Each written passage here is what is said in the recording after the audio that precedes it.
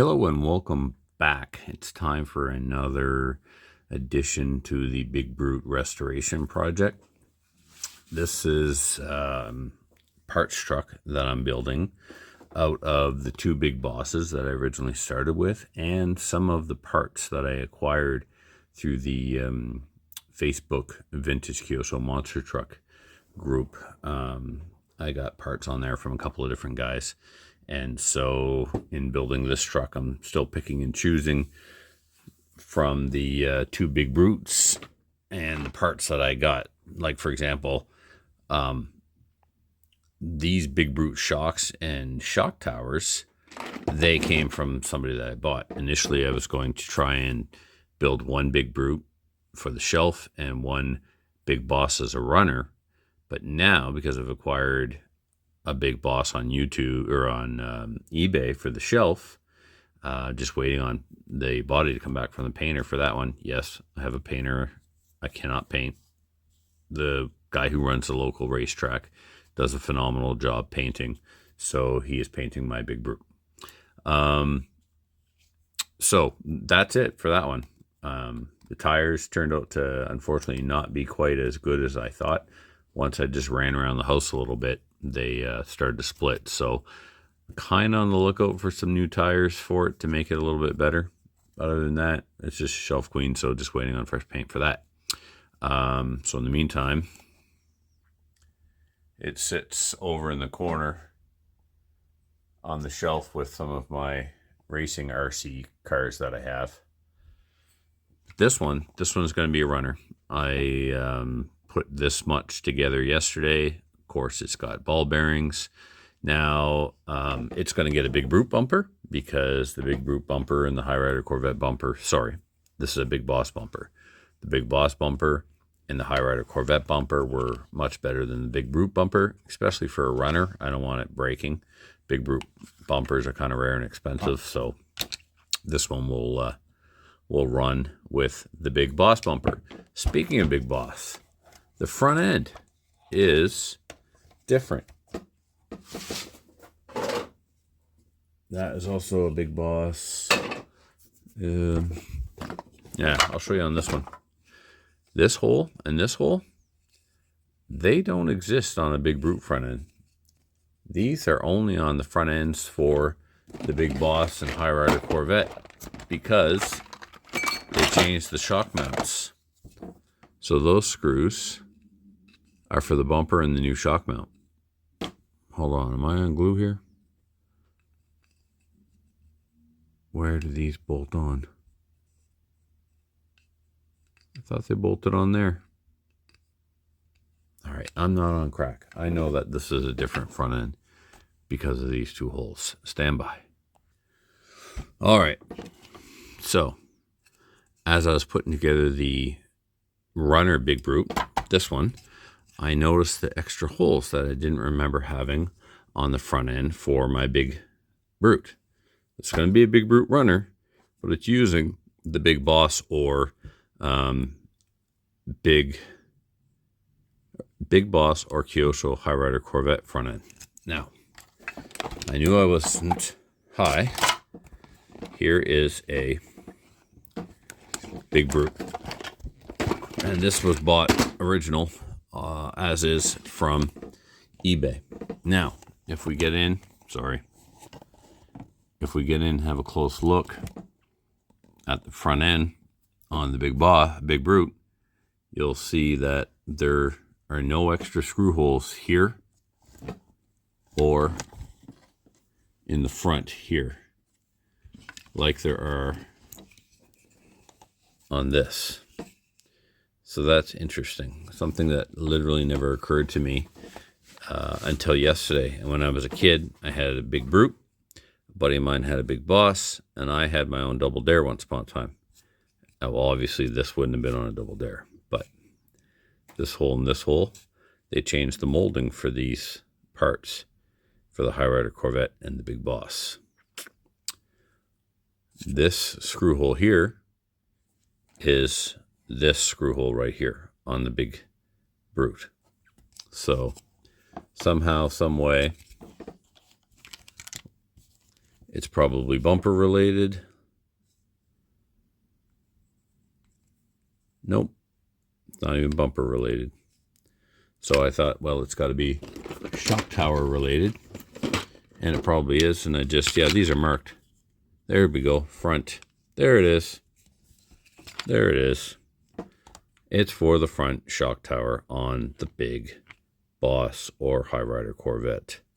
I knew those two holes were shock tower related, but I forgot that the shock towers are specific to their location. This is stamped RR, which means right rear, and this is stamped FL, which means front left. Ta-da! That would suck if you were restoring a Big Boss or a High Rider Corvette and didn't get this front end and ended up with an OG Big Brute front end. So, really neat. At least I think so, but I nerd out over such things.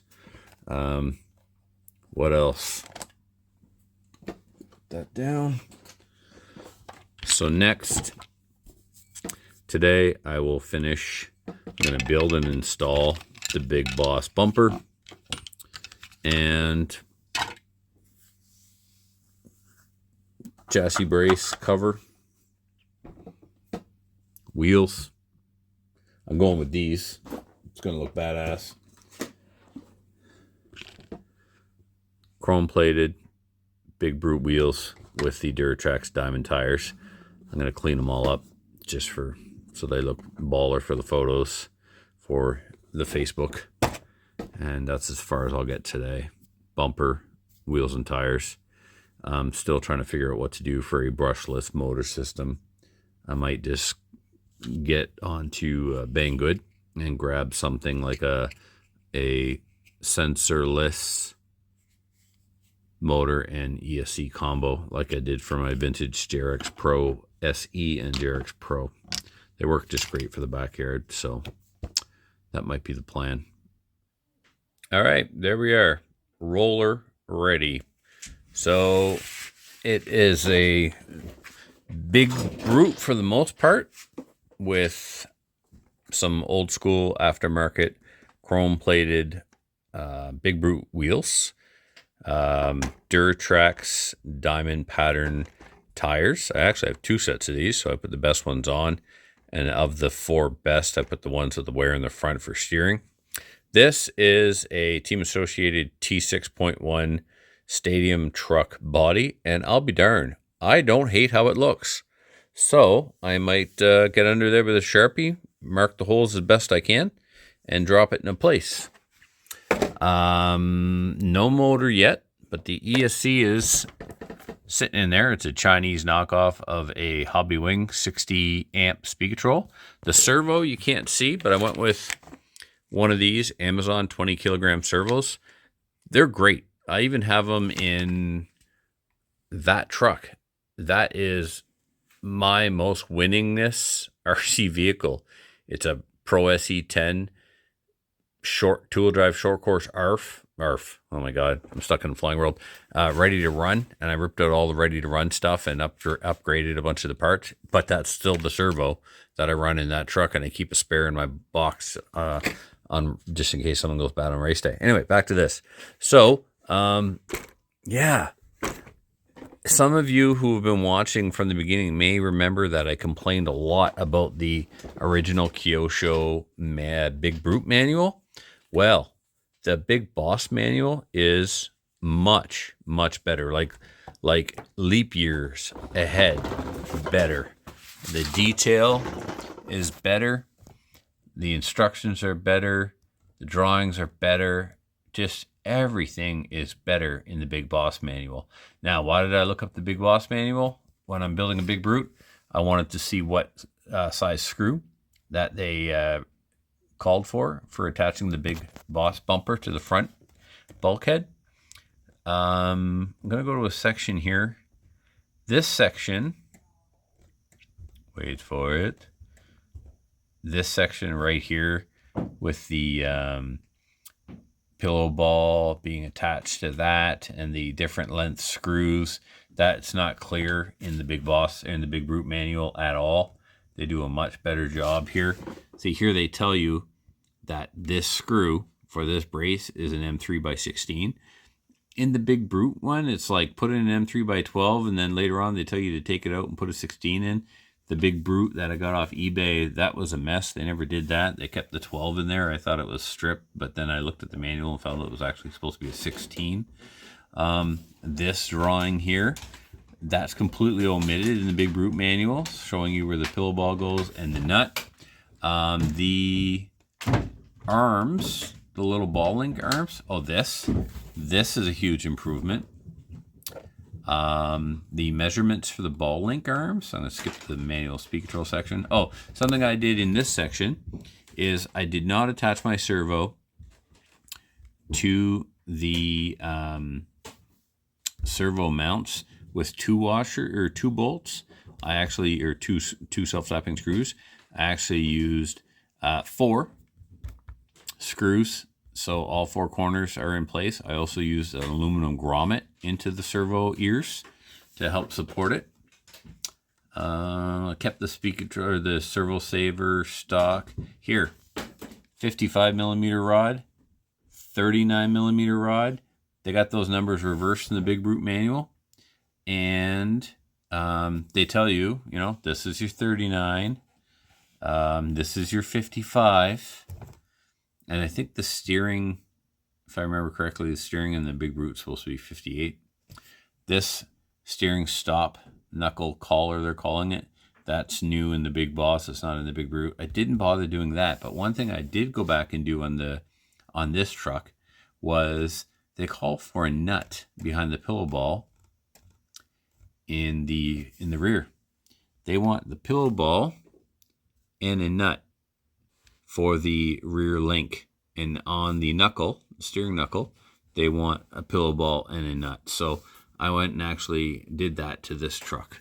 There must have been a reason, otherwise why would they do it? So I upgraded that, or made that change on my runner.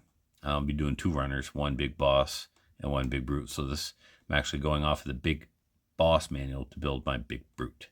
So there, and that's why I looked up this manual in the first place, to find out the length of these machine screws and these self-tapping screws. So yeah, back to the truck. It's in really good shape because I used a lot of brand new parts to build it. Very fortunate that I was able to track down brand new parts. It didn't break the bank. I made a little modification here, and I'll do that in the back as well. The front shock was really at a bad angle against the front tower. It was really leaned in like this and kind of bent even, and it didn't have a lock nut in the front. I put a flange on there for now, but I'm probably going to replace that with a nylon lock nut. In the back, you can see that bad angle in the top of the shock, so it might create a little bit of binding. I mean, what difference does it make? These are friction shocks anyway, they're not oil filled or anything. This screw appears to be bent. It's kind of leaning up, this one right here. So they're not long enough for me to do the mod of the extra nut in the back. So I'm gonna take some other hardware that I have, like some M3x30 socket head screws, and they'll be longer, and then I can move the shocks out at a better angle, much more straighter. Yeah, so that's it. It's you know, they're all pretty much the same, but this has got Brute wheels and Brute suspension, but a Big Boss bumper, and what the hey, it's gonna get a stadium truck body. I like how it's narrow. It reminds me of an old school monster truck where the wheels stuck out really wide on the sides. And it doesn't look right because it's too high, but once I drill some holes in it and get it to sit down lower, probably just above the battery holder here, it should look pretty cool. Once again, thanks for following along. I'll have more updates when the body comes back from the painter for the Shelf Queen Big Brute, and when I build the Big Boss runner. I still might put a big brute body on this because I do have roll bars and side steps, running boards, and bumper. But what I don't have is a front big brute grill. So I don't know. If I could find a big brute grill, eventually I might put a big brute bumper or a body on this. But then again, I don't know. It's going to be a runner, so it's going to roll over and get all beat up. So probably not. Probably not. This might be the body.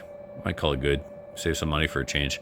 Because if I put another big brute body on there, after paint and decals, it's over $100 for a runner.